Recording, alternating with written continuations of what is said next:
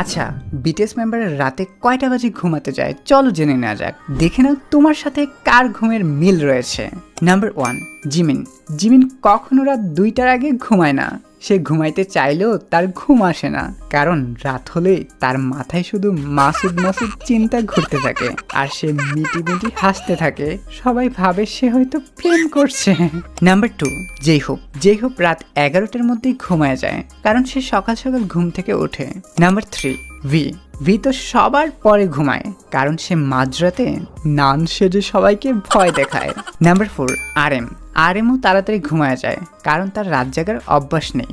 Number 5, সুগা তো সন্ধ্যার পরই ঘুমায় যায়, তারপর তাকে নিয়ে পুকুরে ফেলে দিয়ে আসলেও তার ঘুম ভাঙবে না। নাম্বার 6, জিন রাত 12টার মধ্যেই ঘুমায় যায়। নাম্বার 7, জংকুক রাত 1টা বাজে ঘুমায়, আর ঘুমানোর আগে সে প্রতি রাতে মিল্কশেক খায়।